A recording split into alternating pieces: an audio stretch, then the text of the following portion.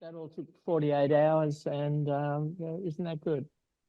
So, deep ecology and the conservation of nature. You are comprised of 38 trillion cells, 84 minerals, 23 elements, and 8 gallons of water. You have been built up from nothing by the spare parts of the earth you have consumed, according to a set of instructions hidden in a double helix and small enough to be carried by a sperm. You are recycled butterflies, plants, rocks, streams, firewood, wolf fur, and shark's teeth, broken down to their smallest parts and rebuilt. Aubrey Marcus. So my journey here started, I guess, when I was born, but I'll just start 50 years ago. In 1973, I returned to Australia after 5 years in London. I'd left my job as a systems engineer for IBM in London and travelled overland back to Australia, running into Buddhism along the way, Tibetan Buddhism with Lama Zopa in Nepal, and Vipassana with Goenka in India. And when we got back to Australia, my wife and I were determined that we would find or start a Buddhist community, and we'd organise meditation retreats. And we moved up to Nimbin, and that's what we did. We got together with a bunch of people and started organising, built a meditation centre at the Channon, started organising retreats, and then got together with 20 other young people in their 20s, and we bought some land. At that time, it was 160 acres at $100. And we began to build our houses and grow our food and deliver our babies and organise meditation retreats and meditate a lot. And I thought I was going to spend the rest of my life like that, when in August of 1979, I found myself participating in what years later we realised was the first direct action in defence of rainforest, not only in Australia, but as far as we know, anywhere in the world. And I was just there in a very accidental way. A neighbour had appealed for help, saying that the Forestry Commission were coming in on Monday to log the rainforest at the end of Terania Creek Road. And I'd never been to the end of Terania Creek Road, although it was only like a few K from where I'd been living. I didn't know there was a rainforest there. I didn't know what a rainforest was. I didn't know there were rainforests in Australia. But I was into helping the neighbours. And so just being neighbourly, I went along on Monday morning, and that started the rest of my life. So that first action was incredibly successful. I think that the society had yet to develop any antibodies to the kinds of theatrical actions that are so familiar now, of people climbing up into the trees and chaining themselves to the machinery. But back then, no one had seen it before, and everyone was stunned, and it was really easy to be the first item on the news night after night. And clearly we had happened upon a wave that was waiting to happen, because in less than 2 years, from a time when no one knew that there were rainforests in Australia, it wasn't called the rainforest up around the north coast, it was called the bastard scrub, and there was nothing romantic about it. It was dismal and wet and muddy and full of leeches and thorns. And so the whole idea of the rainforest as somewhere magnificent and gorgeous grew out of those campaigns. But in any case, after less than 2 years, an opinion poll found that over 70% of the people of New South Wales wanted an end to rainforest logging, and the government of the day legislated with a string of national parks that stretched from the border ranges down to Barrington Tops, including the Nightcap National Park, which included the end of Terania Creek Road, where we'd been playing our games and getting arrested and all the rest of it. So that was a very empowering start. And not long afterwards, we received a letter from a group that was then called the Tasmanian Wilderness Society, run by a dole bludger called Bob Brown. and saying, would we come down and help them? They wanted to do a blockade to stop the damming of the Franklin River and the flooding of the temperate rainforests of the southwest of Tasmania. So a couple of combi loads of meditators and hippies travelled down to Tasmania. We helped set up the base camp at Strawn, and as boatload after boatload of protesters from Melbourne especially, but from all over Australia, would come day after day, just taking a few days off work to get arrested, and more than 1,500 people were arrested at that action. It was the biggest such event in Australian history. More than 3,000 people came from all over the country, and when they got upriver, we'd be there and we'd teach them the songs that we'd learned or composed around the fire at Terania Creek. And once again, that was very successful, and ended up with a national park, and the dam was stopped. And from there, the following year, about 60 of us from northern New South Wales went up to far north Queensland to help the Wilderness Action Group blockade to stop the development that was being planned in the tropical rainforests up at Cape Tribulation and the Daintree. And although we couldn't stop the road that they were trying to build from Cape Tribulation to Bloomfield, we were able to stop the huge amount of real estate development that was planned to go along with that road, and instead there's a road through a national park there now. So this was by now 1986, and you know, we were raring to go, but in spite of the successes that we'd had in Australia, not only national parks, but by then World Heritage listing for the rainforest national parks from Tasmania up to the tip of Queensland, it was clear that worldwide during those years, for every forest that had been saved, 1,000 forests had been lost. And clearly there was no way to save the planet one forest at a time. That unless we could find a way to address the underlying spiritual disease that allows modern humans to imagine that we can somehow profit from the destruction of our own life support systems, clearly these actions would be of no particular consequence as far as the future of the world was concerned, and would have no impact on the mass extinction which was clearly underway. That it was obvious to everybody that was looking that we were in the middle of an event unlike anything that had happened in 65 million years, and these actions, saving a postage stamp of national park in a few tiny spots, was not going to make any difference. And it was then that I began to look seriously to try to understand this psychological or spiritual dimension. And there were various clues.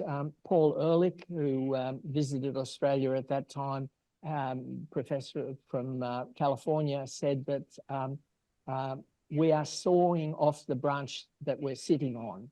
And so, you know, an interesting metaphor, that clearly a foolish thing to do, regardless of how much valuable timber there might be in that branch. No use to you if you kill yourself.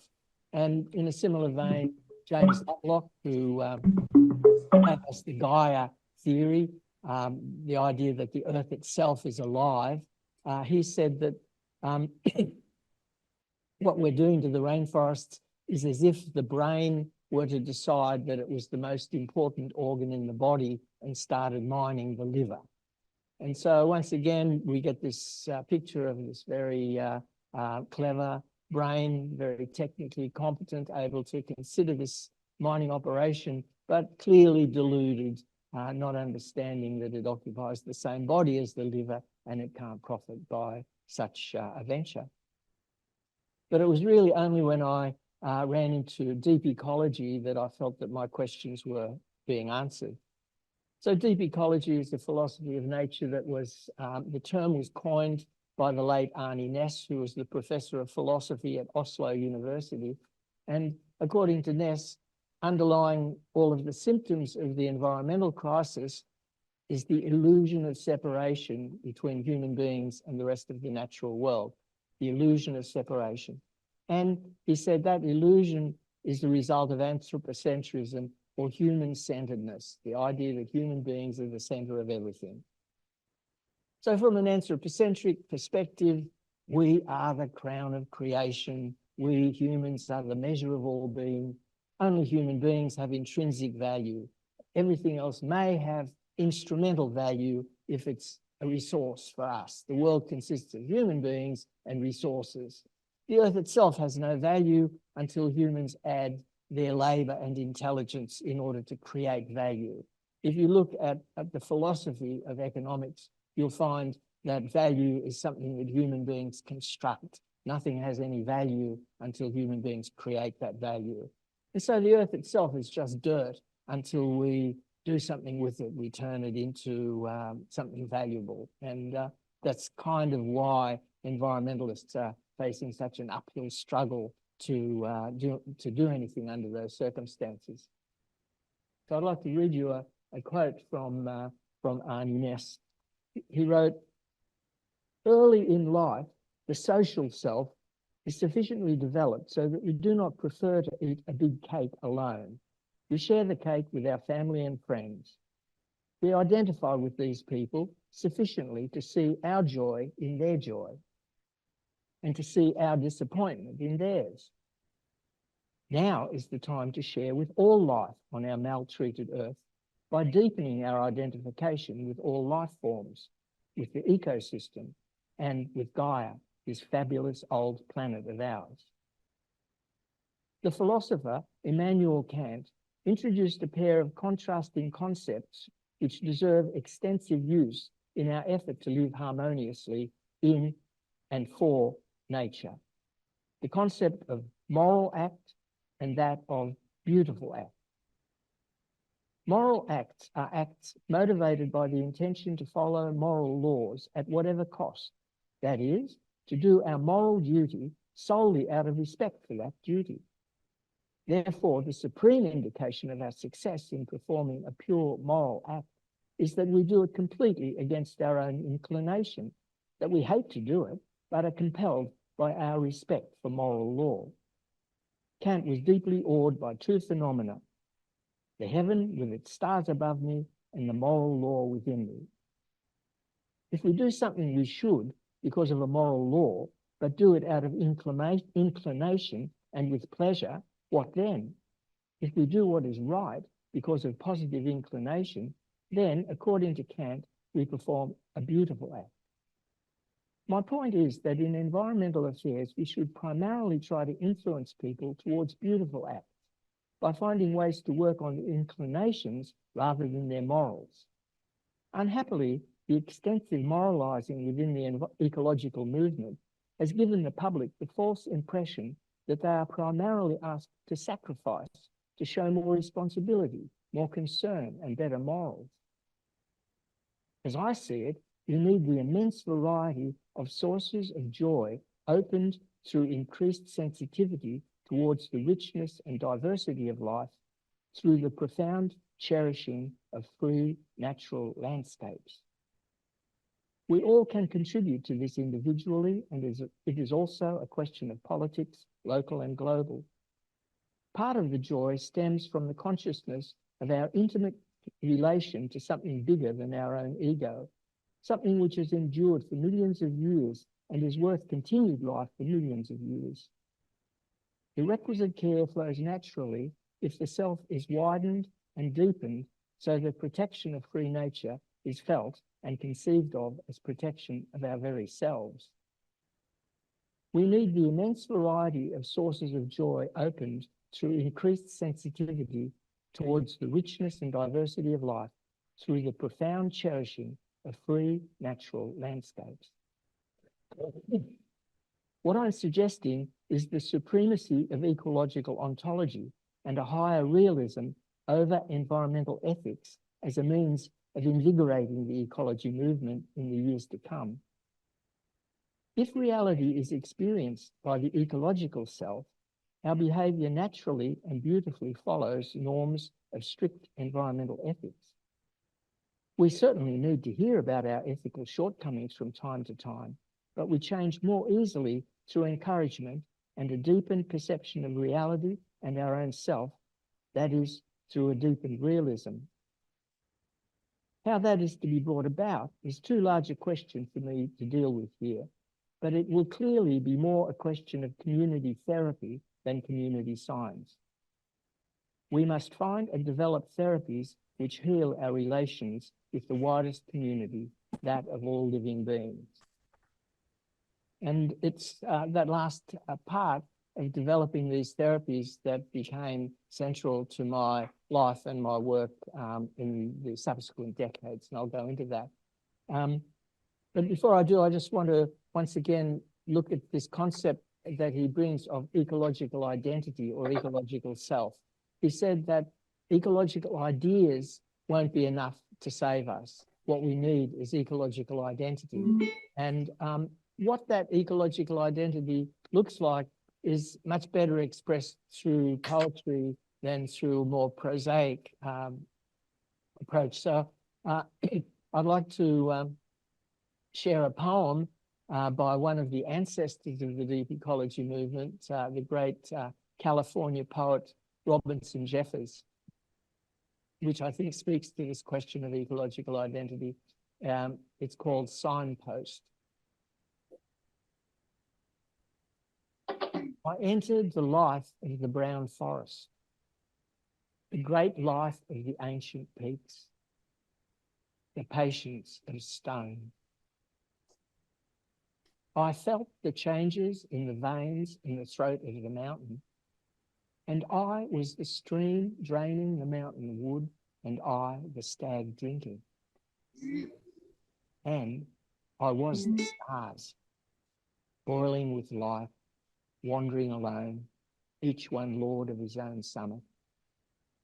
And I was the darkness outside the stars.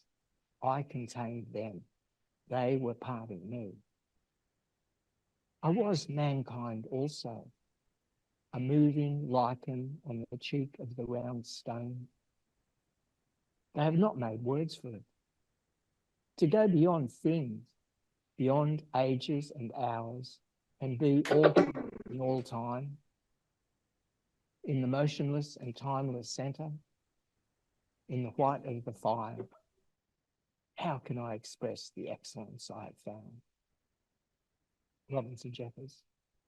So everyone that's here that registered, or that if you haven't registered, if you leave me your email address, and everyone who's watching on Zoom, I'm going to send you a link to the recording of this talk, the transcript, and also links to everything that I'm talking about if you want to tunnel deeper into any parts of it, including Robinson Jeffers' poetry.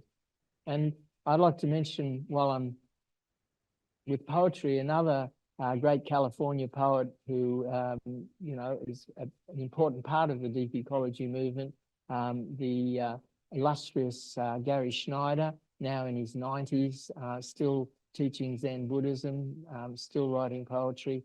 And there's a story about Gary that back in the 70s, he was part of the administration run by the governor of California, Jerry Brown, and it was the most radical administration, having just come in after the 60s, that California and the United States had ever seen. But even so, Gary was always rubbing everyone the wrong way.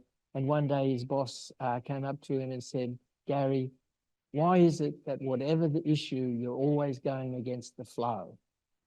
And Gary said, "Jerry, what you call the flow is just a 16,000-year eddy. I'm going with the actual flow." So spoken like a deep ecologist. So now I'd like to turn to the community therapies that Ness was calling for. I went around for a couple of years after I'd run into this, you know, just haranguing everybody I came in touch with, you know, shaking them by the lapels, trying to tell them about deep ecology. But as Ness had pointed out, ecological ideas alone were of no particular use. And so it was really when I met Joanna Macy in 1986 that the next step in this, the evolution of this movement began, because it was from her that I learned the extraordinary psychological or spiritual technology that she was practicing that allowed ecological ideas to become part of a therapy that led to, that nourished ecological identity. So Joanna was in Australia doing a series of workshops which were then called Despair and Empowerment. And she was as excited by the ideas of deep ecology that I brought to her as I was by the extraordinary experiential processes that she taught to us. And within a week of meeting, we were walking through the rainforest of Narara Creek, and we designed the first of the experiential deep ecology processes, which we called the Council of All Beings. And this became the basis for the community therapies that we both then went on to practice.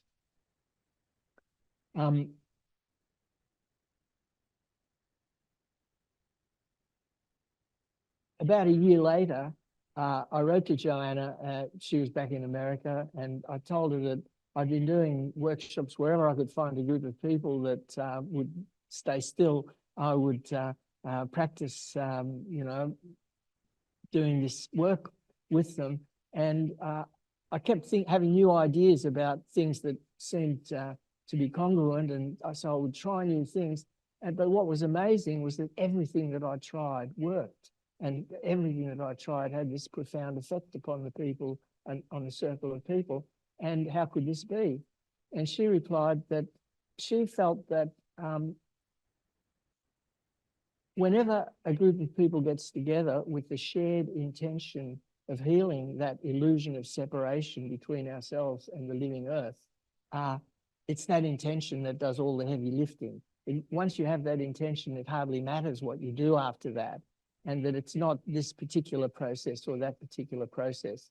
She said that if there's a separation between us and the more than human world, it's all coming from our side. The earth never rejected us or pushed us away. And so the moment that we make a gesture of reconciliation, the earth comes rushing back in. And that's the experience that people have in these workshops. And that's why they're so easy to do. And that's why you don't need a lot of training. Like I had never, I was much more comfortable chained to a tree than I was facilitating something for a group of people. But everything just worked perfectly because it didn't have anything to do with how good a facilitator you were or anything like that.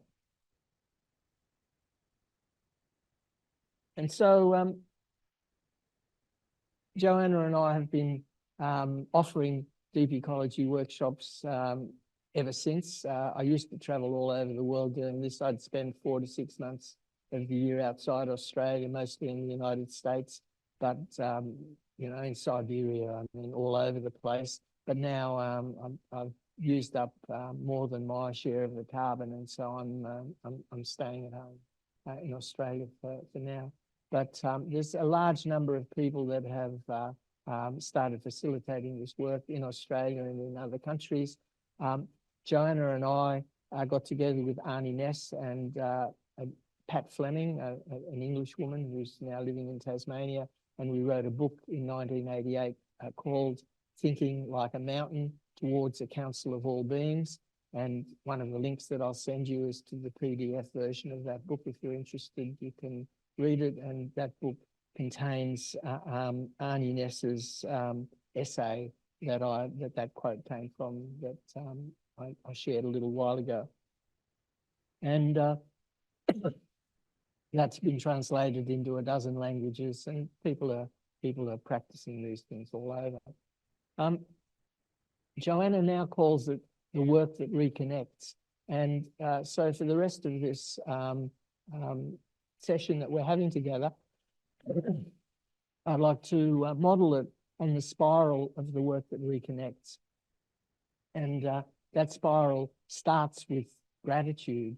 And so I'd like to see if we can make the breakout rooms work now, where each of the people on the Zoom call gets placed into a breakout room with one other person. We'll just go into pairs. And everyone here finds themselves a partner, someone sitting near them, and just take a minute or so to share with this other person something that you're feeling grateful for. Gratitude is the first step in the spiral of the work that reconnects. So anyone without a partner, put up your hand and we'll find you a partner. Back? Great. Well, following gratitude, the next station of the work that reconnects is what Joanna now calls honoring our pain for the world. And she used to call this despair and empowerment, and that's where I met her. I attended, she came to Australia in 1986, and I attended a workshop called Despair and Empowerment. And what I learned from Joanna was that we live in a culture where there's a profound denial of an important part of our humanity, that is certain feelings, that we are never invited to share our deepest feelings of grief or rage or terror, especially about what's happening to our world. That many of us would find it difficult even to find a close friend who would be happy to listen to this. And so we've learned how to suppress these feelings.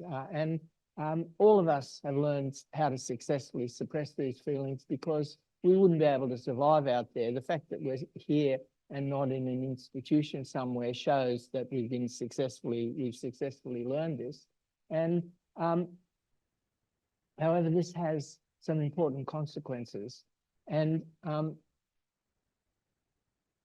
perhaps the most important of these is that these feelings are an important part of our intelligence. When we think back on our evolutionary history, it's marvelous to consider that for 4,000 million years that we've had ancestors from the first cell of life on Earth. Every single one of those ancestors has been intelligent enough to reach the age of reproducing itself before it was consumed. Had there been a single exception, you wouldn't be here. So what an amazing pedigree, without exception, and through 5 extinction events. At the end of the Permian, 95% of all of the species that were alive at that time became extinct, and everything that we love radiated forth from the remaining 5%, and our ancestors were among those who survived every time. And so 99.99999% of that intelligence preceded thinking. And what we call feelings is what remains in us of this ancient intelligence that, unlike thinking, has withstood the test of time. The consequences of thinking are still to be determined, but feelings, we can call it intuitions, we can call it instincts, doesn't matter what you call it, that pre-cognitive intelligence that allowed us to make good decisions as to what was dangerous and what was safe, when to run towards and when to run away, is what was selected for in every generation. That in every generation, making good decisions based upon intelligence was what determined who lived and who died. And so we suppress those feelings with a great cost. That the thinking is also very beautiful, but by itself is sterile. That in the absence of passion behind the thoughts, it leads nowhere. When I first became an environmentalist 40 years ago, I thought that our task was to raise awareness, that once everyone was aware of what was happening, everything had changed. Wrong. Everyone is now aware, and it makes no difference, because in the absence of that passion that drives the feelings into action and that drives the feelings to actually do what needs to be done, we all just sit there helpless and watch the whole thing slide towards oblivion and feel paralyzed, feel what can one person do anyway? It's all too late, all of these kind of things. And what we find is that when we do the despair and empowerment work, which is Saturday morning in a weekend workshop, we get together and we do a process called the Truth Mandala, which I learned from Joanna Macy, and where we sit in a circle and usually, 30 people or so, and we're invited to step into the circle, and there's a certain ceremony that we learn where all those feelings are welcome. The feelings that are banished from our everyday lives are welcome. And people are afraid of these feelings. We've been taught to fear these feelings. If I was to fully open myself to the depth of the despair that I must feel when I look at what's happening to my world, surely I would be crushed. I would be destroyed. I would commit suicide. Something terrible would happen. Wrong. Nothing terrible ever happens. People don't have to sign a release form to be part of the workshop. I've done it hundreds and hundreds of times. I've never lost anyone. It's just part of being human. And we invite it back, and very quickly there's kind of a scene that perhaps no one except those who have done it before, the first time that you're part of this circle, it's very, very challenging because you see things that you've never seen before. You hear people saying things, but then you realize that all of these things ring true. Everything that you hear, like we're all getting the same news. We all know what's going on, and we've all suppressed the same feelings. And then what we find is that it's not that we do the despair work and then we do an empowerment process. Empowerment is just what happens by itself when the despair has been honestly addressed and has been honestly met. And every time this amazing energy just rises forth from the circle of people, not necessarily instantly the minute that the wailing ends, but very, very soon, everybody suddenly feels inspiration and feels a sense of agency much, much stronger than they had before, and feels this empowerment. And so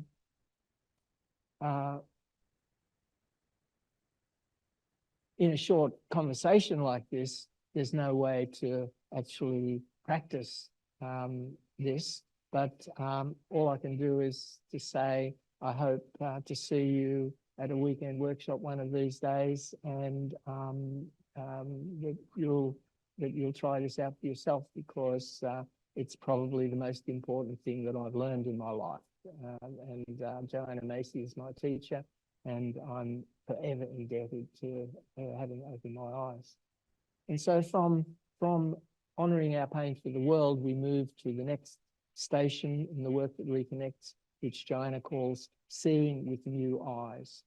Because when the scales, it feels like the scales fall from our eyes when we sit in this circle of despair, and when we come out the other side and just feel reborn and refreshed and renewed from the experience.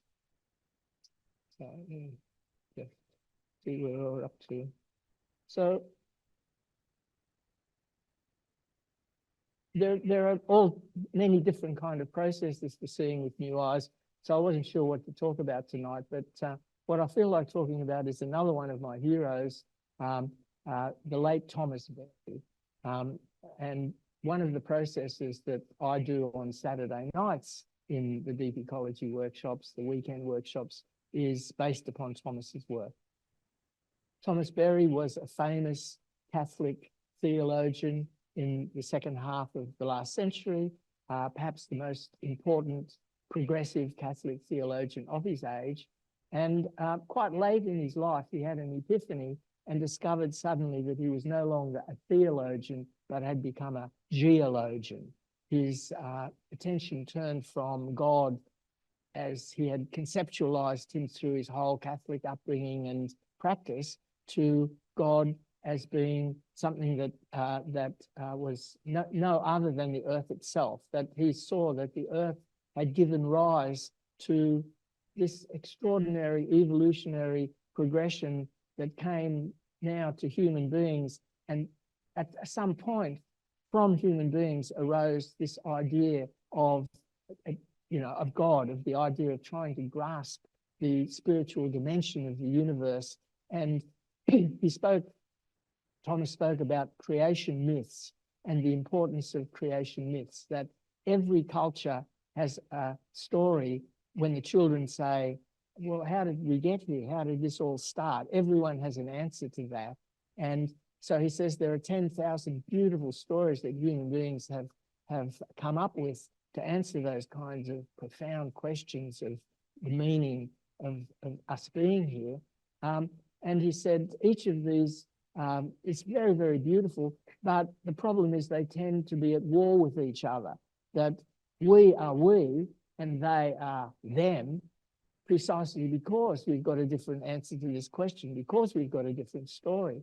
And so it's not just that the Catholic story is that the Christian story is at war with the Muslim story, but that the Catholic story is at war with the Protestant and the Sunni is at war with the Shia.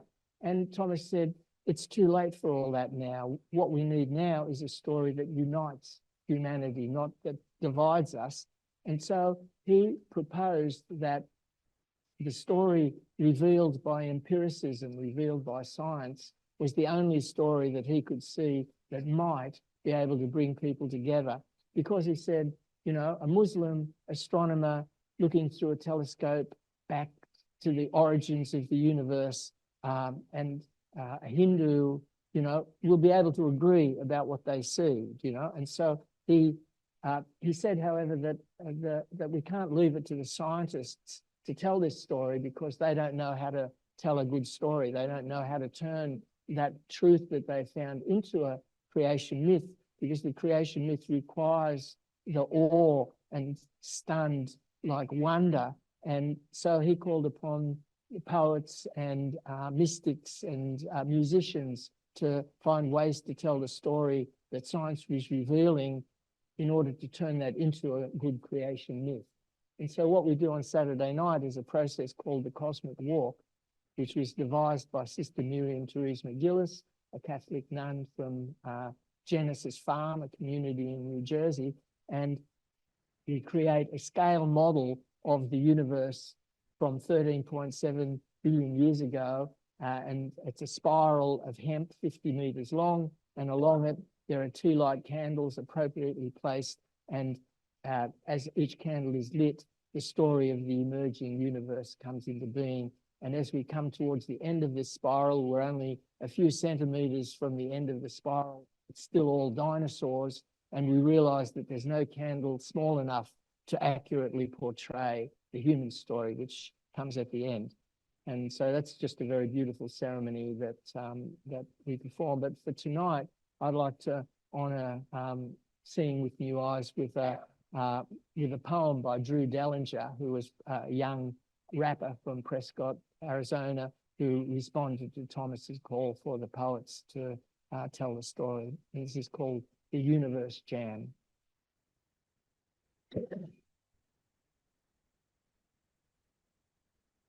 The flame has lit up the world from within. All things, individually and collectively, are interpenetrated and flooded by it.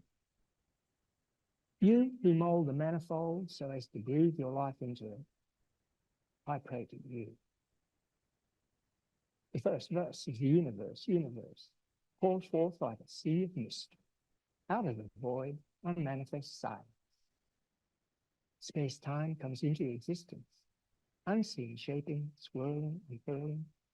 Hydrogen, helium, divine is revealed within galactic whirlpools as energy flows in. A star collapses, supernova explosion, a cloud of cosmic debris, drawn together by gravity, by the mystery of attraction, primordial bonding, universe action, stardust swirling, swarming gases, organizing and forming masses. See, the sun is the one that spun the 9 others. It put the Mother Earth and her sisters and brothers. Mercury, Venus, Mars and Jupiter, Saturn, Uranus, Neptune and Pluto. Everyone is the sun. The sun is the one. Everyone. Everybody better wake up. And the earth gave birth to continents and oceans, shaping and shaking in waves of emotion, crashes of lightning, bombarding and striking, exposing the globe as it glows like a strobe, and setting the stage for the first cell of life. so simple, so basic, so primal that a place at the top of the chain from which all life sprang. More forms adorn the earth as they bring diversity dispersing the song of creation. Ring in the dawn, sing along in celebration. I just want to celebrate life. I just want to celebrate Earth. I just want to celebrate the cosmos. I just want to celebrate. The sea comes alive, starts to thrive with new life forms. Storms swept the planet, plants crept on granite enchanted by the sun's solar power. The earth gave birth to green leaves and flowers. Lava flows, mountains rose, tropical islands, forests and meadows, fed by the freshwater streams, the veins, heavenly rains rain back to the sea. The fish are set free as they swim onto sand. Fins turn to limbs and they limp onto land. Amphibians, reptiles, new styles of creature, seeing through me dim the range of her features. The earth, your mother, gave birth to eyesight, looking within as she spins in the sunlight. On through the dawn to the day of the dinosaur. Pterodactyl soars, Tyrannosaurus rex, towering, devouring. So these are next. Mammals and primates, all life interrelated, divinely created. So don't you think it's time we celebrate it? I just want to celebrate life. I just want to celebrate Earth. I just want to celebrate the cosmos. I just want to celebrate the Ecology, seeing with new eyes. So from seeing with new eyes, which the processes that we do at the workshops include the Council of All Beings at this point, and the Council of All Beings, each of us finds an ally from the non-human world, a plant or an animal or a feature of the landscape, a drop of water or the Pacific Ocean, it doesn't matter. And we make a rough mask just out of a paper plate and some crayons to represent that ally. And then we sit in a circle and we invite this non-human voice to speak through us. You don't have to believe anything. You don't have to believe this really is the spirit of the echidna or anything. You just have to let go and see what happens. And all I can say is that every time you hear things that have never been heard before, you know, it's always amazing. And so anyway, I'm following Seeing with New Eyes. The next station in the work that Reconnect we call Going Forth. And this is how to bring this into our lives, how we're to move forward. By now, there's this tremendous feeling of empowerment and connection, not only with the natural world, but with all of the people that we've just been sharing these experiences with, and how we're to continue with all of this. And then we end with another round of gratitude. And that's the cycle, and starts and ends with gratitude.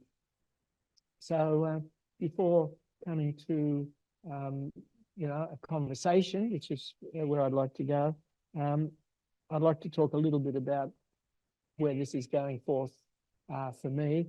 That one of the things about this that has been becoming increasingly clear, it actually started a long time ago, within a couple of years of meeting Joanna Macy and moving into this new life where my activism continued. I created the Rainforest Information Centre. I was working on rainforest campaigns in 3 or 4 continents around the world, but now I was also spending half my time teaching deep ecology and facilitating workshops. And as I say, a couple of years in, I had the good fortune to find myself witnessing a ceremony, some indigenous people on a mesa in the southwest of the United States. The whole community was involved in this ceremony. There was just a handful of us outsiders who were you know, witnessing it, we were just watching it. And to my astonishment, I saw that they were doing the Council of All Beings, which I thought Joanna and I had invented a couple of years before, but which they assured me they'd been doing for 10,000 years without a break. And then later, as I looked into it, I realized that I couldn't find a single example of an Indigenous community anywhere in the world that didn't regularly stop their day-to-day life, stop their social identity, and gather for ceremony and ritual in order to acknowledge all our relations, in order to acknowledge the earth, our mother, in order to acknowledge our interdependence with all of the other creatures and so on. And that maybe we moderns were the first people in 250,000 years to think that we could just call these things mumbo jumbo or empty ritual and imagine that we could live rational lives and leave these things behind. And so then the metaphor of a community therapy seemed less interesting to me then as some kind of cultural reclamation project, because all of our ancestors were Indigenous somewhere not that long ago and were practicing these kinds of things. And all of a sudden, you know, workshops with a workshop leader where you have to pay $150 for a weekend and so on didn't seem to be the best way forward. And so I've started something in Melbourne, which is the hotbed of deep ecology in Australia at the moment, which we're calling Deepening, where there's now about a dozen facilitators of this work, and I'm getting together with them, and we're doing weekends, which we're calling Deepening, which are very similar. We still use a spiral of the work that reconnects. We still do the same kinds of processes, but it's free. And it's by invitation. It's by invitation to alumni of deep ecology workshops, people who have attended one deep ecology workshop should never have to pay for another one, you know? And so it just means that I'm building an expensive hempcrete house at the village. I need to make a living, so I'll make a living teaching deep ecology workshops to people who've never done one before. But hopefully, you know, if we can get this thing to work, everyone else will just be doing deep ecology workshops without having to pay a facilitator. There's lots and lots of people who are happy to facilitate. They don't, you know. And anyway, we've got 4 of these deepenings coming up in Melbourne this year, and watch this space and see what happens. But it's really good. All the Melbourne workshops have filled up for the last, I've been doing 4 a year, and they're all filling up with a long waiting list. And the same thing happened here at Narara a couple of times. And it just looks like it used to be just hippies, pagans, and witches that were interested in coming to deep ecology workshops. But now it's no, they're still the heart and soul of it. But there's all of a sudden many other people are finding that this is calling them, and I feel like maybe ever since I ran into deep ecology 40 years ago, I've known that there's no way forward without a revolution in consciousness. That even if all of the technology, you know, if all of that works without a change in consciousness, they're not gonna be able to pull this off. And to me, deep ecology is a contribution towards that change in consciousness. So a big part of deep ecology and going forth is that it's an empowerment for activists, that activists are very prone to burnout. It's very difficult. These are people who don't shy away from the truth, who don't turn the page when the bad news about what's happening to our world faces them. And so it's interesting, you know, I was arrested for the first time in 25 years in November at the rising tide blockade in Newcastle, where we were blockading the world's largest coal port. More than 1% of the world's greenhouse gases are exported from Newcastle Harbour all around the world. And so I was just so excited by these rising tide activists. And then they invited me to do the Truth Mandala, Honouring Our Pain for the World, the despair work for their activists. And so I went to one of their retreats, Donna and I, and two others now have started a Rising Tide hub on the Central Coast. Anyone from the Central Coast that's here, please join us. And, you know, it's like, that's what comes out the other end of the deep ecology workshops, is that people feel inspired and empowered to engage with the world and to do something to turn the world into, you know, what we want it to be. Anything else I wanted to say? Just Rising Tide rocks. It's the best, most inspiring thing happening in this country, in my opinion. I highly commend it to everyone. We had 3,000 people at the blockade in Newcastle in November, and we are shooting for 10,000 people this coming November, and I hope to see you there. Meanwhile, I'm moving into Podcastistan. I've learned that there are 3 million podcasts in the world today, that 40% of Americans listened to a podcast last week, that this is where people are getting their long form information from. It's not just tweets and sound bites, but, you know, long discourses. And so I'm seeing that's the other area in which I'm trying to bring the ideas of deep ecology out into the world. And so if anyone has got any suggestions about podcasts that might be interested in deep ecology, let me know. That's the other thing I'm interested in. And Pat Fleming, Joanna Macy's 95 now and she's retired, but Pat Fleming, who is the other living author, surviving author of Thinking Like a Mountain, she and I are going to do an audio book of Thinking Like a Mountain and see if we can get that one into the modern world again. So I'd just like to end my sort of monologue with another Drew Dellinger poem, and then hand it over to all of us for, you know, just a conversation and a discussion. So this is called Word to the Mother.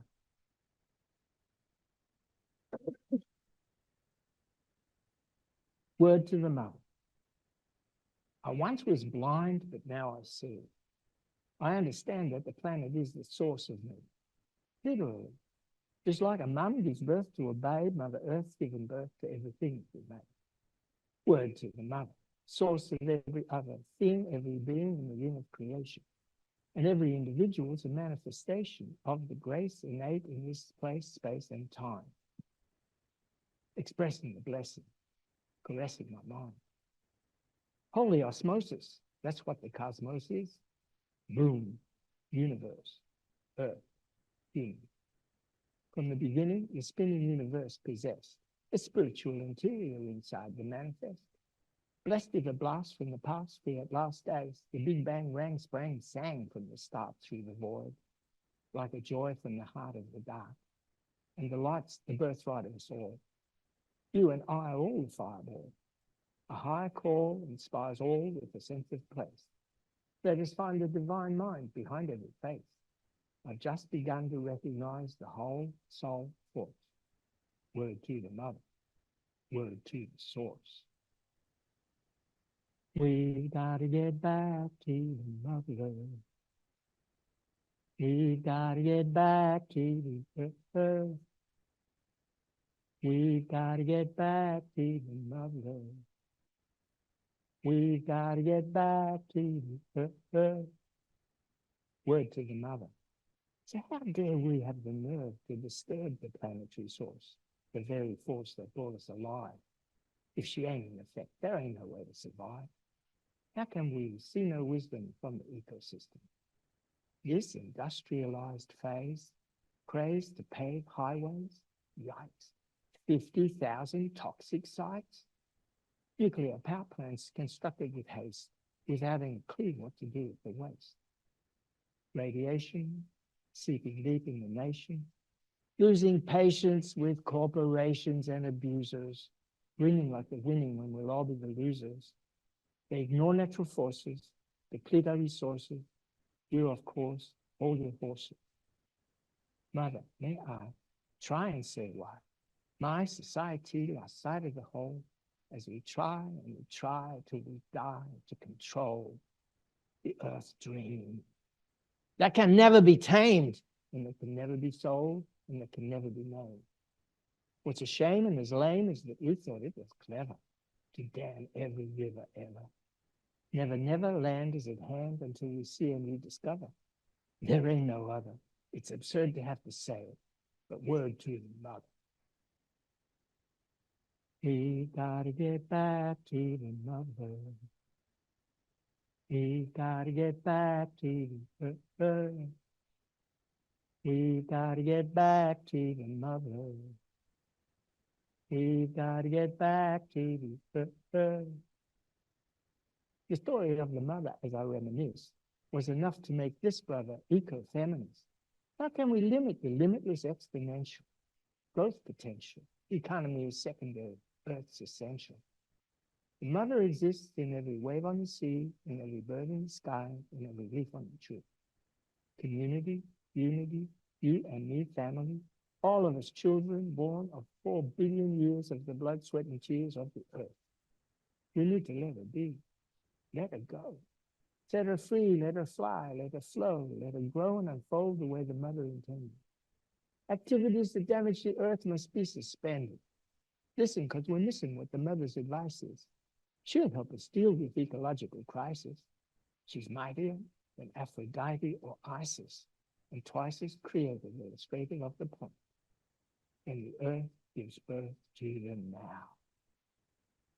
Still, we try and kill every sacred cow. We need to chill until we see. But no creature is my enemy. They're all kin to me. Earth is the remedy for the malady. She's the truth at the root of reality.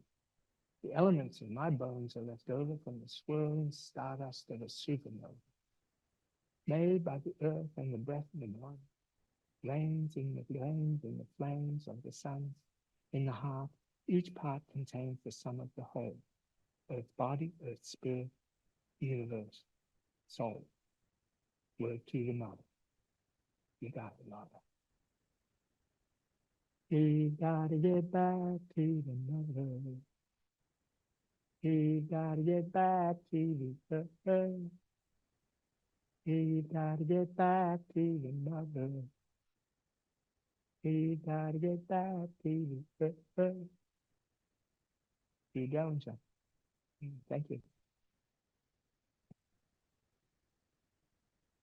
So maybe in order for this to make sense on Zoom, maybe we should pass this around to anyone.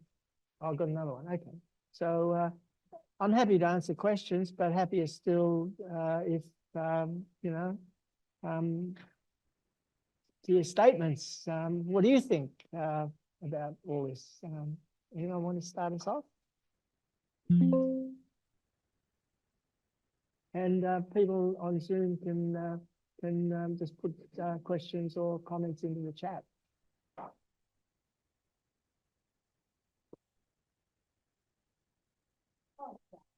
Yep. Thanks. Thank you.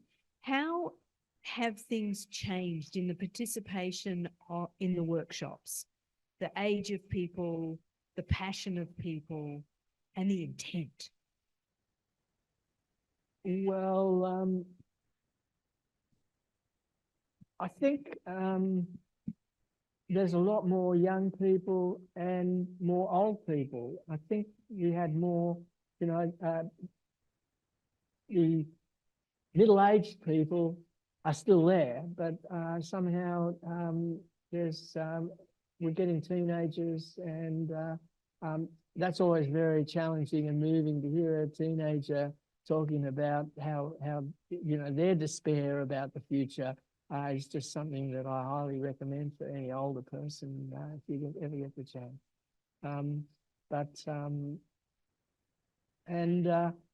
There's I've noticed a lot of people who are psychologists and counselors coming along, and I've actually started a a regular Zoom meeting of people in that profession who want to bring this kind of work into, because, you know, psychology tends to pathologize these feelings. And so, you know, there's just a lot of work to do for people that these are a very intelligent response to what we see happening in the world, and are very adaptive if they move us into a position of addressing the issues that are giving rise to the feelings. And so, you know, just encouraging psychologists and counsellors to work together in order to create a more, you know, it seems to me that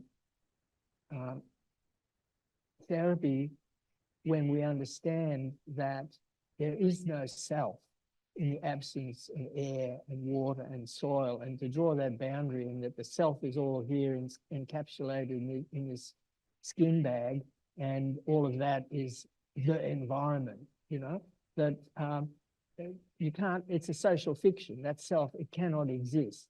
There is no self without the life support systems. And so to think that we can have a healthy self while allowing the degradation and the decay of those life support systems, no wonder therapy doesn't work. It's just like you can't heal a social fiction. You can heal, you know, a human as an integral part of the earth, but part of that, I think, is to become somebody who engages with the healing of the wider situation that we find ourselves in.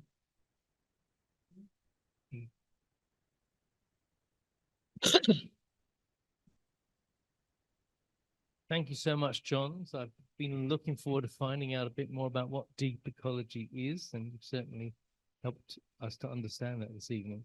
I have a question, a political question, really. How much is democracy causing us difficulties and challenges?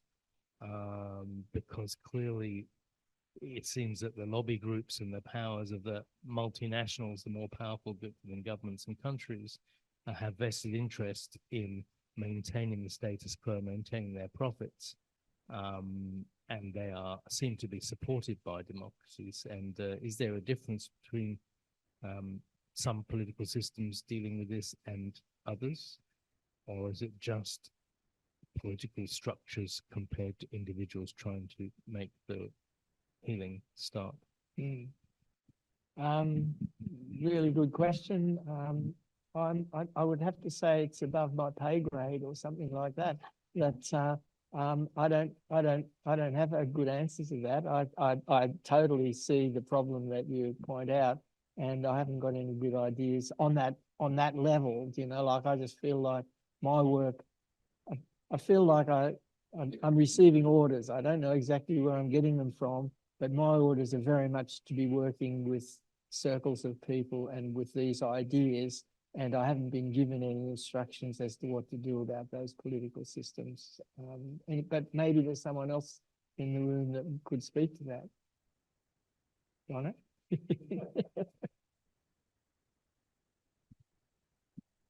I guess when you asked the question, what I was thinking was, for me, it's not so much about democracy. To me, it's more about positions of power, what that might be. Big business, big oil, it's the 1% if you're talking about the way that things are controlled, and how decisions are made and the way that money flows. And I don't think that is dependent on a democracy.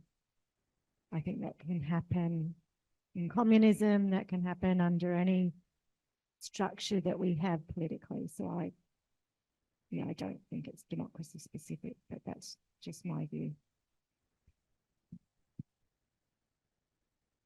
I guess one thing that I'd say is that Rising Tide thinks that a people's movement is the answer to that kind of a question, that you need a movement of the people, and that's what Rising Tide is trying to build.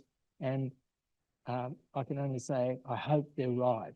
You know, like it's not my own, it's not my insight particularly, but I'm so inspired by them that I do think, and the other thing is that Extinction Rebellion in particular is doing a lot of actions at the moment in order to unmask the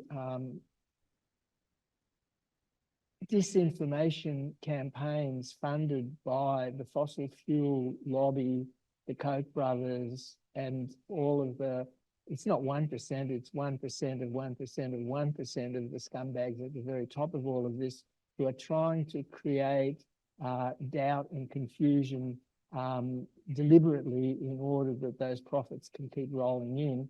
And that I'm hoping that, you know, shining a light on them, and it looks like The Guardian and other media now are exposing a lot of the techniques, and it's the same, it's employing the same public relations firms that Big Tobacco is employing and so on.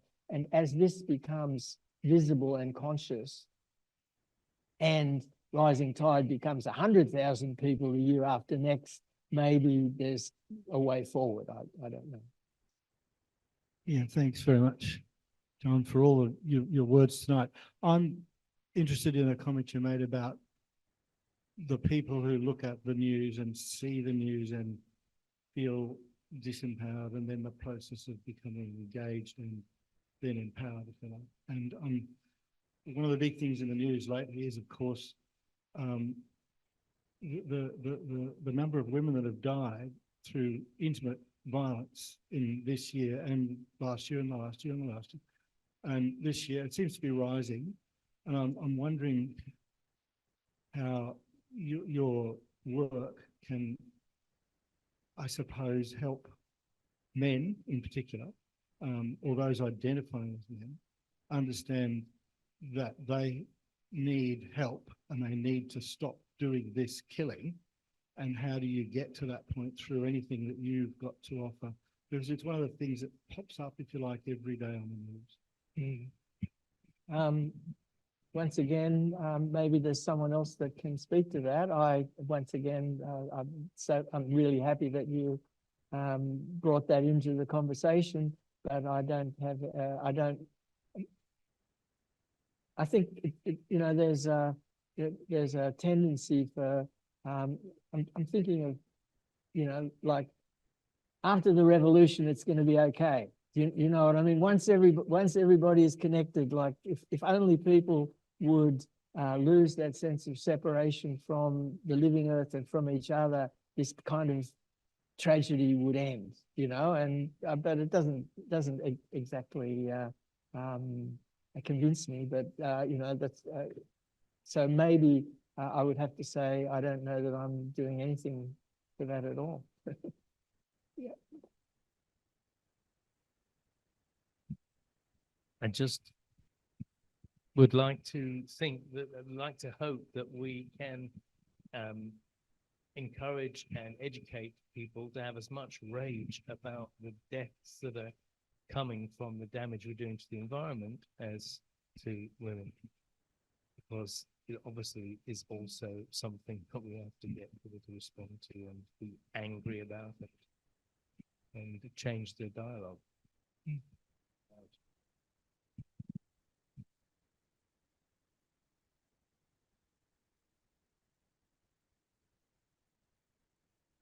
I just wanted to speak to and affirm that something that there are so many different areas that are speaking of this, that it's not top down, but often bottom up. And one of my inspiring podcasts that I listen to is Outrage Plus Optimism by Christiana Figueres and some of her peers. And she was with the secretary for the Paris Agreement. And it's called Outrage Plus Optimism. And they always ask their guests, so what are you outraged about? And what are you feeling optimistic about? Because there needs to be the combination. And she too is a Buddhist. And what I've heard, and this my recollection, was just that very much it was how important it was for local groups to come together and to really to band together. And so I'm grateful for this talk tonight, where you're showing us what has happened. I'm also fascinated because I'm sitting behind Simon, who's just been nodding. And I know that Simon did your workshop last year. And I, no, not really putting you on the spot. Yeah. Yeah, but I just, I did a process that was very similar in September, October 2019 here in the campground. And what an enormous relief it was to me to work with that despair. And so I'm just grateful for the work that you've done, the stories that you tell and that continue to tell, and to look back to the Indigenous people as you've experienced in the Amazon and so on, that have always told stories and have always sat in circle under the stars and by the fire. Thanks, Tanya. I wonder, is there anything coming through the chat? No, I keep encouraging them. Okay, Okay, I'll give no them worries. another tickle. So I have two sort of questions.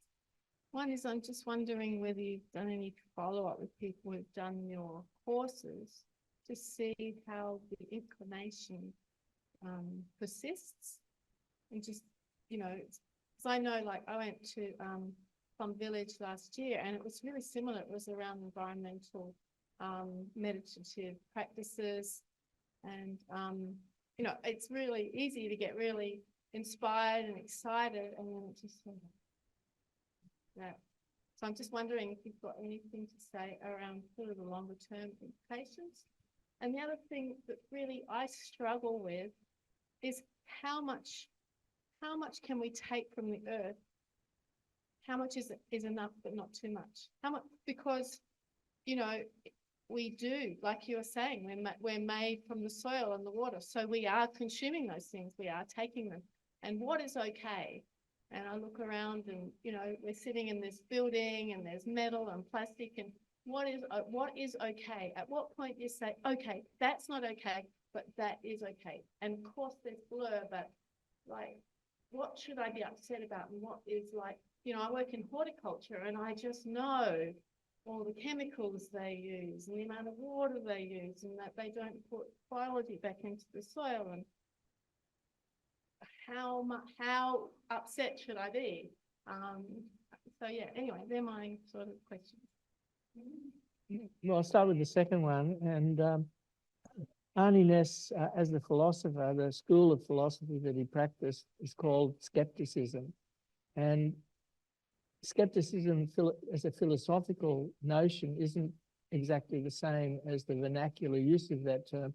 Philosophically, a skeptic is someone who sees that the question is more important than the answer, and that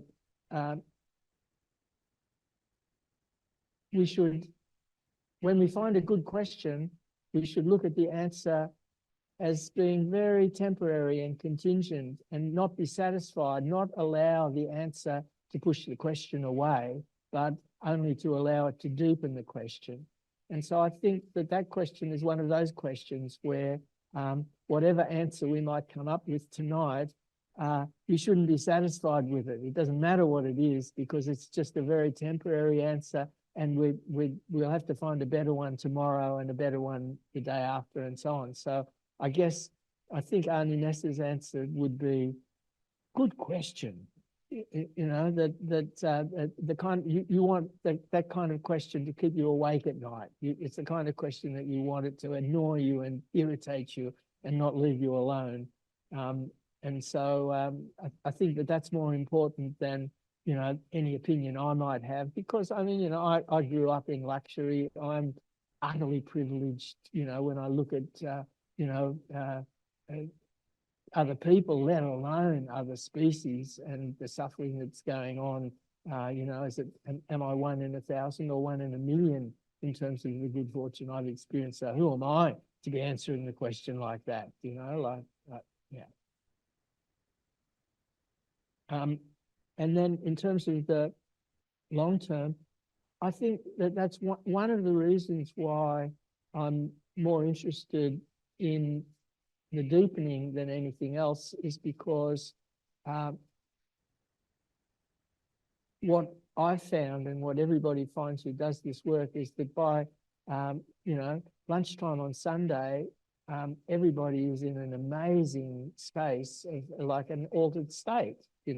It's compared to people compare it to psychedelics, you know, like it is an altered state because of what we've experienced together. But 48 hours later, and it's gone.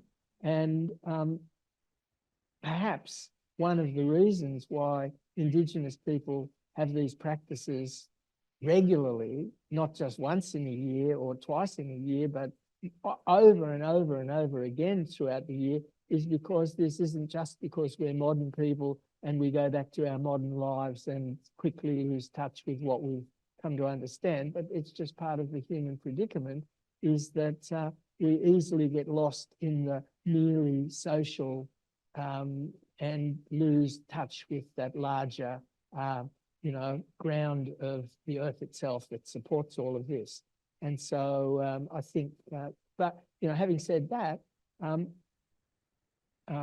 often, you know, will get an email from someone who will just say, or, you know, if someone wants to be my friend on Facebook and they write, we met 25 years ago, I did one of your workshops, and then I left my job where I was you know, doing PR for shitola or whatever it was that they were doing, and I became the action coordinator for Greenpeace. You know, people just tell stories about having allowed their lives to be transformed on Sunday night after the workshop. You know, if they'd left it another week, they might not have done it, you know, but just in the frenzy of exhilaration that they were in, they allowed themselves to make changes, and then those changes persisted. So I don't think that the experience of the workshop persists, and I don't know how to make it persist, but I'm hoping to create a cultural form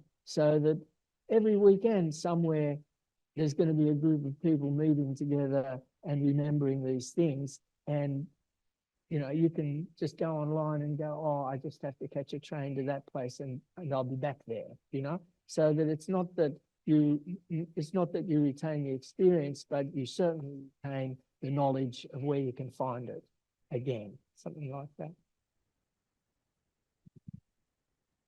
John, Yin has got something here. Can we get them to talk?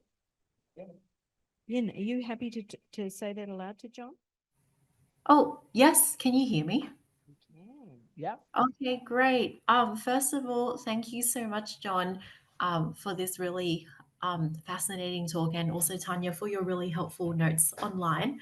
My question is, John, you mentioned something earlier about a theologian turned geologian. I can't recall their name, but something that really captivated my imagination, because you said that they thought that if it all comes down to the empirical data, we can't rely on scientists to communicate that, because you need, if you want to think about this as, hey guys in Village Hall, we can't hear you.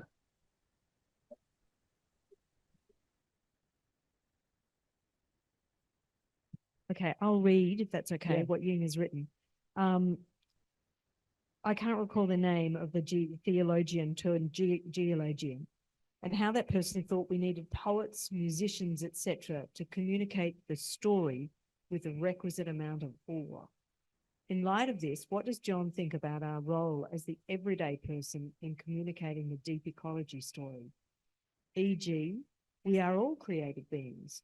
Is there a therapy or practice of us using our creative gifts, whether that's poetry, music, visual art, or any form of creative expression, to help communicate the deep ecology story? Thank you.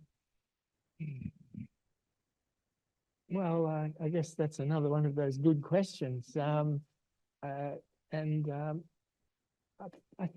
it's the kind of question where you have to live the answer rather than speak the answer. So I guess I would say, is it Yin? I hope so, Yin, and I hope you let us know what you find, you know, communicate it and let us know what you find in that department, because we all need to find ways of moving each other and Joanna Macy was part of a movement in Sri Lanka early in her Buddhism as a young woman, and it was a movement called, I don't know if I'm pronouncing it correctly, I think it's Savadaya, and translated it means waking up together, you know. And so I think that that's a really good kind of metaphor of what we want to be doing. And so questions like that and trying to find an answer to questions like that, helping us to wake up together.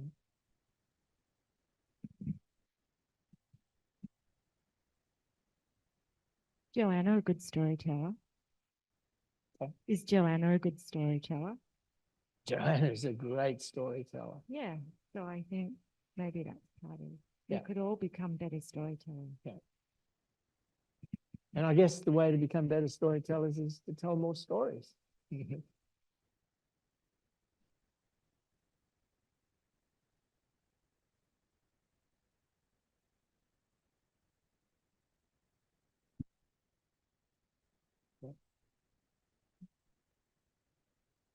Oh, yeah. And what about you guys? You brought tonight on, and you got anything you want to say? Yeah, thank you again for the inspiring. I guess the only question I had was, I think one thing I've noticed is like a lot of people who do these workshops or are interested in this kind of thing are already connecting themselves to nature in some way, or have, or are attached emotionally in some way. And I know you kind of explained this already, but how do you get those people that are so disconnected they're not going to turn up to the workshop? How do you get them there? So the way that I'm trying to answer this to myself, I use a metaphor from a system of regenerating native bush that was developed by two sisters in Sydney by the name of Bradley, and it's called the Bradley method of bush regeneration. And what they found was that no heroic tree planting efforts were required, but if you wanted to bring the native intelligence of a place back again after it had been destroyed or denuded or degraded, that basically you needed to know what was native and what was exotic, both in the mature forms and the moment that a seedling appeared out of the ground. And the process consists entirely of removing the exotics without treading on the natives. But the reason that I find it useful at this point in the conversation is because they give one warning that if you're managing an area using this method, you will always feel like beginning in the place which breaks your heart. So it might be an erosion gully, you know, in the middle of the paddock. You might want to start there, but if you start there, you will fail. What you have to do in order for this to succeed is to find the strongest expression of natural intelligence or vigor in the area that you're managing. If it's an area that's been mowed for 100 years, maybe there's a corner that the mower couldn't get to, and there's a few interesting species beginning to appear over there. You start there. You start at the strongest point, and then you slowly and patiently back out from that point, pulling out the weeds and making sure that you don't disturb the natives while you do so. And after a couple of years, the annual weeds start to be dominated by pioneer tree species, you know, and then after a few more years, maybe you've created the climatic conditions and the soil's been improved sufficiently so that the seedlings of the climax species begin to appear. And you just keep going year after year, pulling out the weeds, but without disturbing the natives.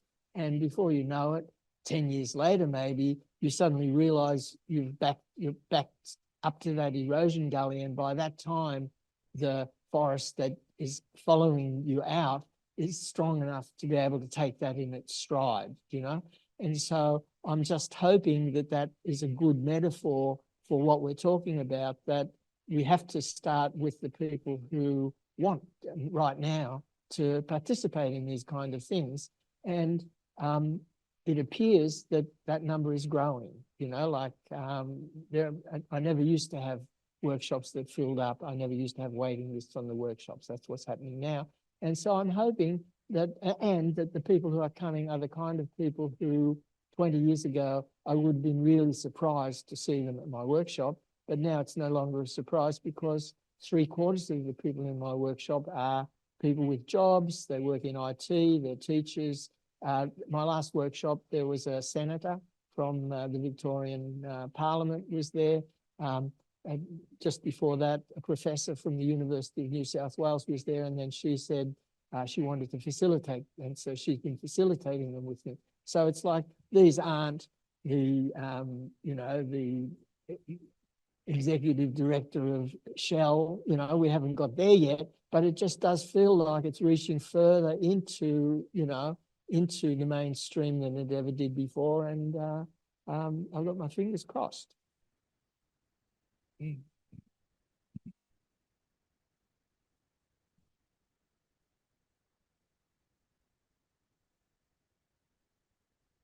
Invited? Well, yeah, I haven't, but it's hard for me to imagine that they would accept the invitation. Yeah.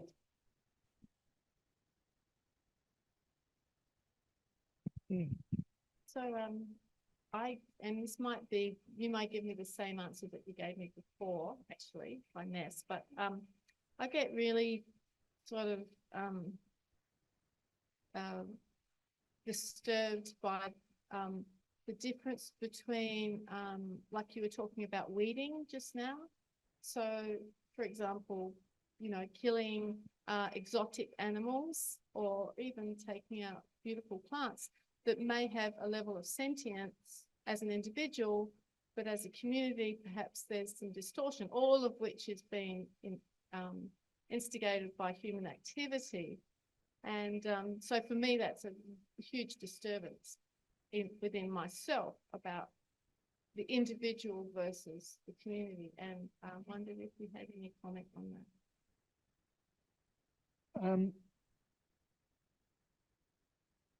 I'm not sure if this actually speaks to what you're saying, but what I think of is that I see human beings as being like one leaf on the tree of life, and that the well-being of the tree is more important than the well-being of the leaf, that you can't sacrifice the tree in order to optimize things for the leaf. And I'm not sure if that helps at all, but that's, all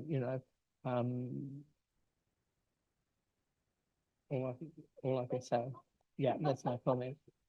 I realized there was one thing that before we sort of start to wind things up, that I would like to do one experiential piece that, only Ness says ecological ideas aren't enough. We need ecological identity, ecological self. And in order to nourish that ecological identity, we need certain experiences rather than just ideas. And so there's two processes that I'd like to invite us to do. And so perhaps if you could get together with this isn't going to work for the people who are you can't do this in breakout rooms. And so the people who are watching this will just have to close their eyes and imagine that they've got a partner. But in any case, could everyone here find a partner, and perhaps the same person as you were with before? And anyone without a partner, put up your hand and we'll find you a partner. Has everyone got a partner?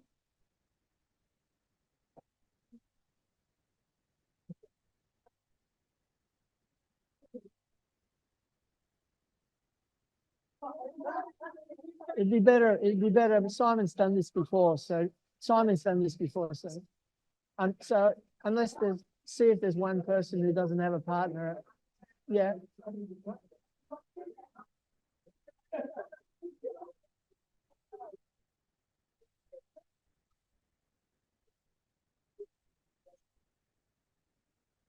Everyone got a partner?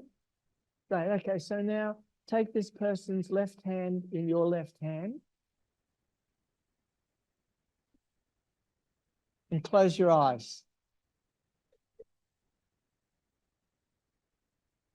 So now begin to explore this hand with your left hand. Begin to explore this person's left hand with your eyes closed.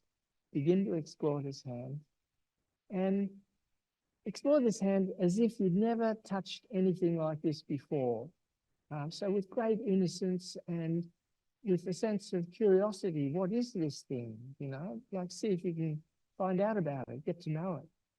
Feel the different parts of it, the skin, the nails, the knuckles, the bones, the warmth or the coldness, the moistness or the dryness.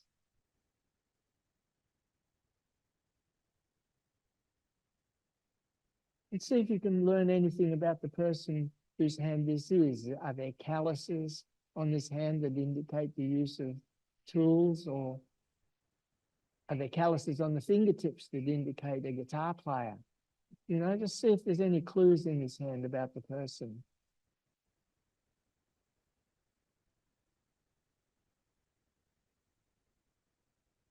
And what can you learn about the person from the way that their hand is exploring yours? Is this a bold hand or a timid hand? This is a human hand from planet Earth. They don't make them like this anywhere else.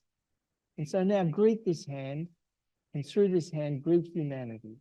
Greet the humanity in this hand. And continue exploring this hand. Let it take you back into its past and see if you can feel the hand of a child.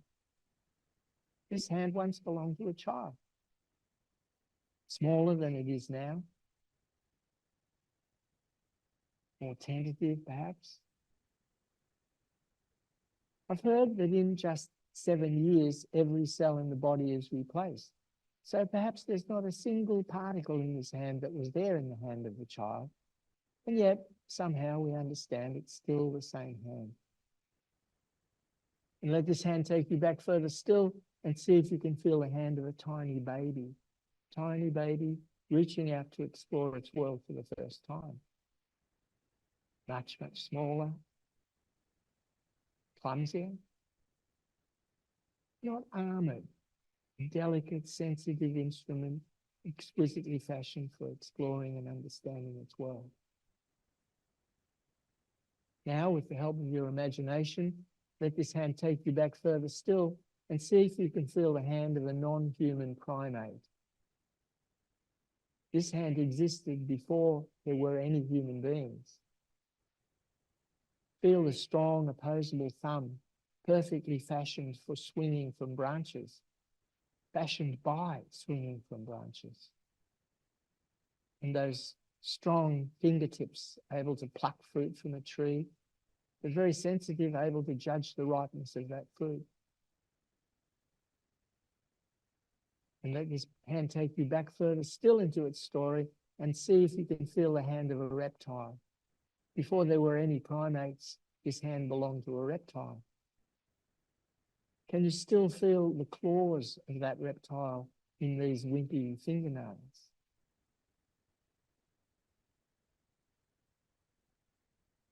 Now let this hand slip you back into the ocean from which you've emerged and see if you can feel the fin of a fish. This is not just a story. When this person was an embryo in their mother's womb, they developed a vestigial tail and gills, remembering these earlier episodes. Now, barely touching his hand, no longer moving, let it take you back and back and back. And perhaps you can feel the very dust of stars out of which this hand is woven. Tiny bits of the Milky Way galaxy that have woven themselves into countless different forms through endless aeons of time, and now present themselves to you as this human hand on planet Earth. And so now open your eyes and thank your star-bearing buddy.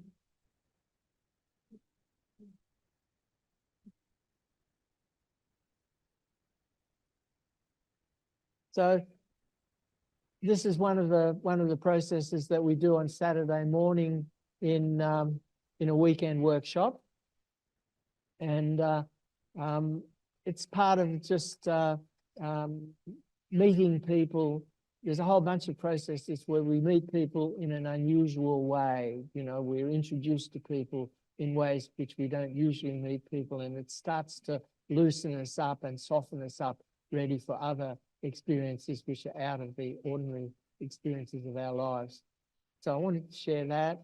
And then I want, because Arnie called for community therapies, almost everything that we do in order to nourish ecological identity is done in a circle, is done with a community of people.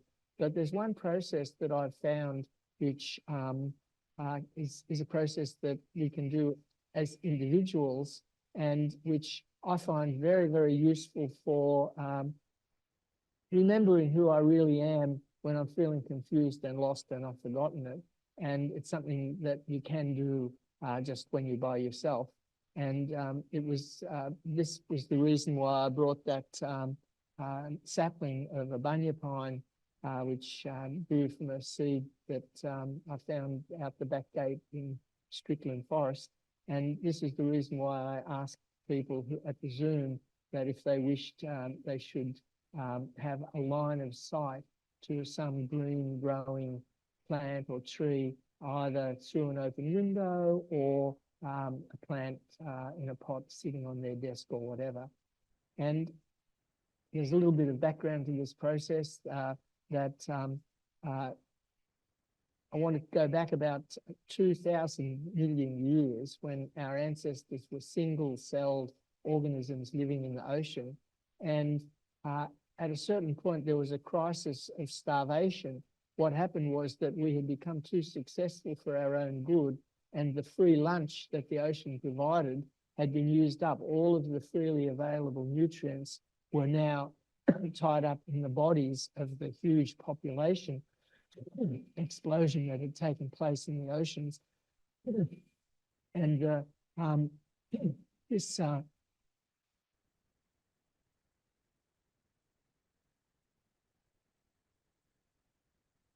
this impasse was solved by the creativity of some among us, where some of us invented a new molecule which allowed us to capture photons of light from the sun, called chlorophyll. And by capturing photons of light, we were able to generate about 18 times as much energy as had previously been available. And we used that energy to break CO2 up in order to capture carbon, from which became the food that we were looking for. And so this solved the hunger problem. But an inadvertent side effect was that every time we grabbed an atom of carbon from CO2, a molecule of oxygen was released. And this was a toxic poison to the anaerobic life of that time. For 1,000 million years, however, this poison didn't have the opportunity to wreak any havoc, because there was so much iron dissolved in the ocean that every time a molecule of oxygen was released, it would combine with an atom of iron and form a molecule of ferrous oxide or rust, and the molecule of rust would fall to the bottom of the ocean. And there was so much iron there that the banded iron formations in Western Australia, for example, which are 2.5 kilometres deep, and which is where we get the car bodies and the steel from our buildings and so on, all of that was concentrated by one molecule at a time by our ancestors between 2,000 million and 1,000 million years ago. That's where that iron came from, was one molecule of rust at a time falling to the bottom of the ocean. But after 1,000 million years, all of the available iron had been used up, that this process had swept the oceans free of iron, and oxygen could now build up, threatening all of life, because all of life was still anaerobic at that time, and oxygen was a toxic poison. And this environmental crisis was solved by the creativity or genius of other of our ancestors, who learned of how to use oxygen by breathing it in.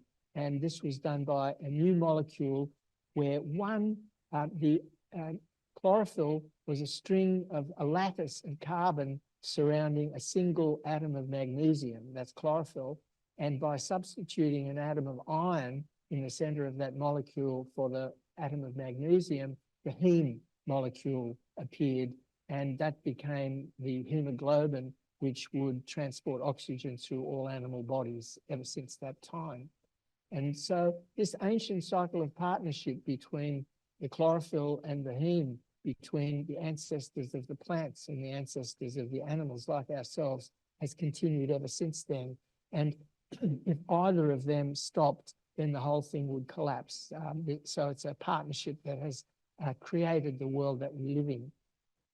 And so we're going to let that green leafed bunya pine represent all of those green plants. And we're going to exchange gases with that. That's the process that we're going to do. That's the experiential process that you can do by yourself. Any time that you can see something green, you can do this. And so we'll just try it here for a couple of minutes. And what it is, it's a meditation. It's a breath meditation, but it's actually a meditation about the actual gases that we're breathing. And we're breathing in oxygen, and that's a gas that's being created by that green plant. It creates oxygen, and as we inhale the oxygen, we exhale carbon dioxide, and that's what that plant inhales. So that there's this exchange of gases taking place between ourselves and the green world. And when we add consciousness, that's going on all the time. It's going on before we became conscious. It was going on when we're asleep. It's going on.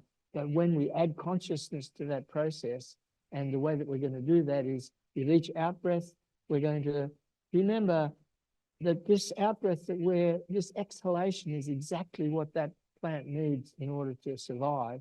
And so we're going to feel abundant and generous as we give a gift of our breath to that plant. And as we breathe in, we're going to remember that it's producing the oxygen that we need to live, and we're going to experience gratitude. And so each exchange of gases is generosity and gratitude. And just notice what happens to your consciousness if you spend a couple of minutes exchanging gases with that bunya pine and just experiencing generosity and gratitude. And then when we've done that for a couple of minutes, we'll just, if anybody's had any particular insight as a result of that, please do share. And the same people at home, please do the same.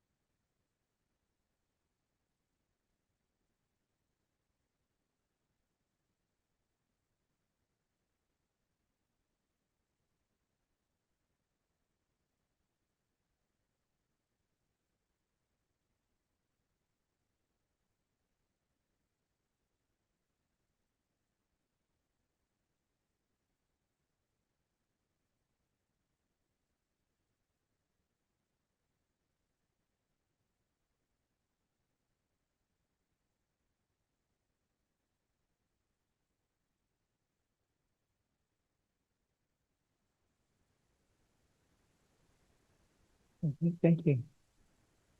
Anybody who'd like to share anything, just put your hand up and Don will pass you them on. And likewise out there, if you've got anything, just put it in the chat.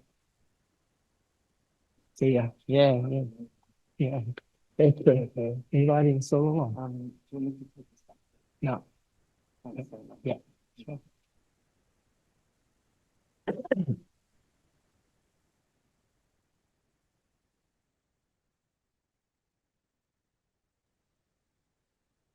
Well, it's just about 9 o'clock, which is what we said we were going to do. I'd just like to ask the people on Zoom that if you feel like, you know, just putting any thoughts or comments into the chat or email them to me because I think you've all got my email in Humanities. And likewise here, when anybody who sends me anything in the next 24 hours, I'll put it all together and send it out to everyone. You know, there was 50 people, 52 people who registered. I don't know how many of them are on Zoom, you know, but there's a bunch of people, and the video from this will be available. And so whatever comments or observations or insights or anything that you want to share, I'll put them all into a document, and that'll go out to everyone so that you can just get a feeling for the other people that have been here. And it'll also be attached to the video in future that anybody who wasn't here who's seeing this will also get to hear your voice if you wish. So, and I certainly wish that. I'd love that if you felt like writing a line or a paragraph just about tonight, you know, how you feel or what you think. And thanks so much, Simon, and Daniel, everyone. Thanks, Narara, for, you know, this beautiful hall. Rising tide. I think in registrations, people had the opportunity to make a donation, and over $100 got donated, but there's a donation box on your way out. Please feel free to make a donation to Rising Tide, and thank you.